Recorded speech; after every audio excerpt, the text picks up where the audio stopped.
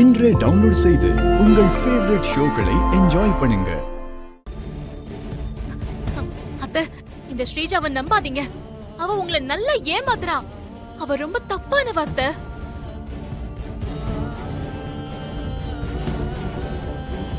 இசை, நீ பண்ணதுதான் தப்பு. ஏன் எப்ப பார்த்தாலும் தேவையில்லாம ஏதாவது பிரச்சனை பண்ணிக்கிட்டே இருக்க? ஐயோ சித்தி, நான் சொல்றத கேளுங்க சித்தி.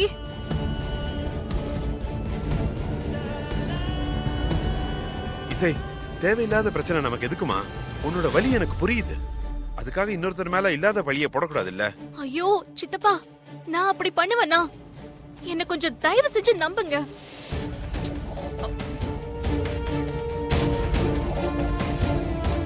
இத பாருங்க சம்பந்தி, இந்த பொண்ணு மண்டபத்தில் இருக்கிற வரைக்கும் இந்த கல்யாணம் நல்லபடியா நடக்காது.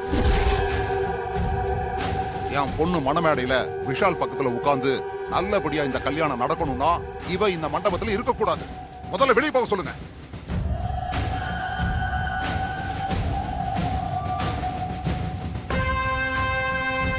ஆமா அண்ணி, இப்பவே இவள வெளிய போ சொல்லுங்க. இல்லனா இந்த கல்யாணத்தை நிறுத்தி இவ என்ன வேணாலும் பண்ணுவா.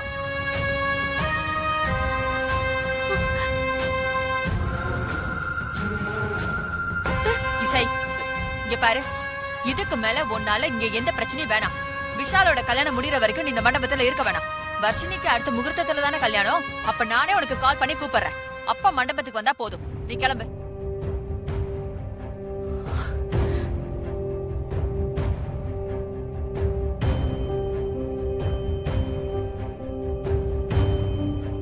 நான் தான் சொல்றேன்ல, மண்டபத்தை விட்டு வெளியில போ. சமந்தி, விடுங்க. முடிஞ்சது முடிஞ்சு போச்சு.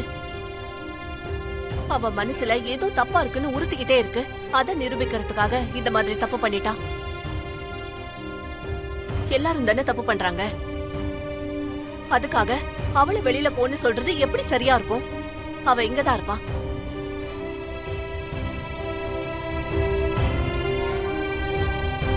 அத்தை, நான் இவ்ளோ சொல்லியும் நீங்க என்ன நம்பாம அவளதான் நம்புறீங்கல்ல?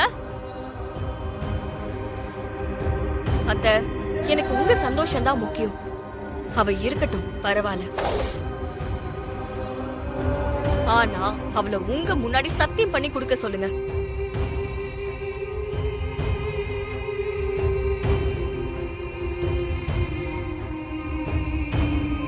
எனக்கும் விஷாலுக்கும் நடக்க போற இந்த கல்யாணத்துல இசை வாயால நான் எந்த கெடுதலும் பண்ண மாட்டேன்.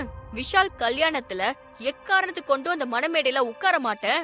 அந்த எண்ணம் எனக்கு கிடையாதுன்னு சொல்லி உங்க மேல சத்தியம் பண்ண சொல்லுங்க. நான் நம்புறேன்.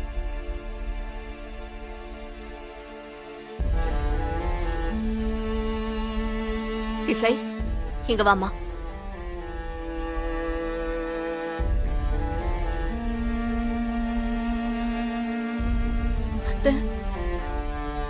எக்காரணத்தை கொண்டும் விஷால் ஸ்ரீஜா கல்யாணத்துக்கு நான் தடையா இருக்க மாட்டேன்.